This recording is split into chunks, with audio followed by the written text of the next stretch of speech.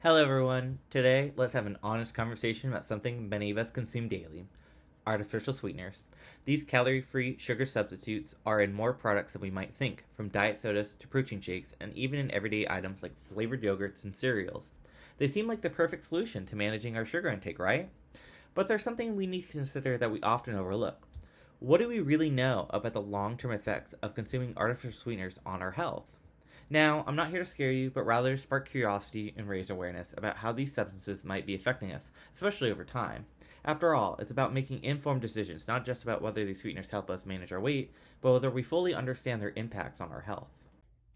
We all heard about non-nutritious sweeteners in the context of diet sodas and sugar-free candies, but here's the catch: these sweeteners are in far more products than you might think. As I previously said, think about flavored yogurts, breakfast cereals, and even protein shakes and bars. Here's a non-comprehensive list of just some products you might be surprised to learn contain artificial sweeteners. Now, with artificial sweeteners being so widespread, it's crucial to ask, how much are we consuming and what's the true impact of this over time? Many people choose these sweeteners with the idea of cutting calories, but are we fully aware of the broader implications that this can have on our bodies beyond just weight management? Here's the real conversation we need to be having. Our microbiome, the trillions of bacteria in our gut, play a crucial role in our overall health, affecting everything from digestion to immune function and even mental health. And recent research suggests that artificial sweeteners might be influencing our microbiomes in ways we might not fully understand. For example, one study points out that non-nutrient sweeteners may alter glucose tolerance, but the effects appear to be highly personalized based on individual microbiomes. In other words, how these sweeteners affect you might be completely different from how they might affect someone else. This leads us back to our central question: how much do we really know about how these sweeteners interact with our bodies, especially regarding our individual microbiomes? While the long term effects are still unclear, there are studies that tell us a lot about the short term impacts of artificial sweeteners. For example, one study found that consuming sucralose alongside carbohydrates impaired both the brain and the body's ability to process sugar. This suggests that sweeteners like sucralose don't just sit there, they actually interfere with how our body handles sugar and other foods. That doesn't mean that artificial sweeteners are inherently bad, but it's a reminder that we must dig deeper into how they affect us, not just now, but later down the road in life. Of course, not all research paints artificial sweeteners in a negative light. In fact, some studies suggest that they could be a better alternative to sugar. A randomized controlled trial found that sugar sweetened beverages negatively impacted cardiovascular health, while beverages with artificial sweeteners showed no adverse effects on health outcomes. But remember, this isn't a simple issue of good versus bad. The effects of artificial sweeteners depend on the person, and we need more research to understand how and why these differences exist. And that's where the long term research comes in. While the short term effects are important to understand, we also need to know what happens when we consume artificial sweeteners regularly over decades.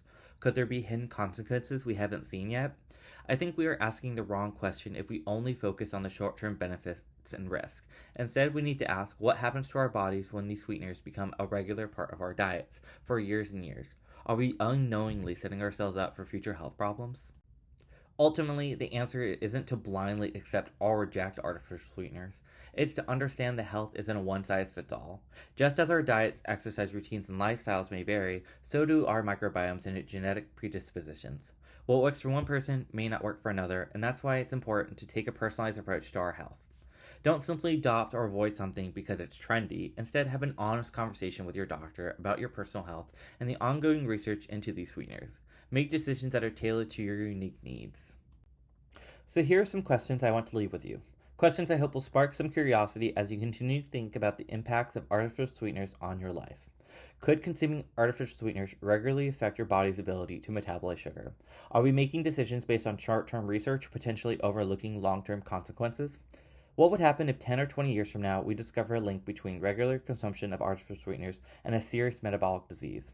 It's not about making dramatic changes today, but about starting a conversation, asking the right questions, being aware, and pushing for more research so we can make an informed decision about our health. In conclusion, artificial sweeteners are far from simple.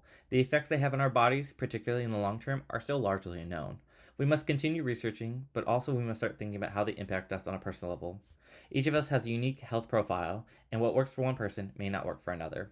So the next time you grab a sugar-free beverage or snack, remember, it's not about making a dramatic choice today, but about having an honest conversation with yourself and your healthcare provider about what's best for your health. Stay curious, stay informed, and let's keep pushing for answers. Thank you. And lastly, here is a list of my sources. Thank you.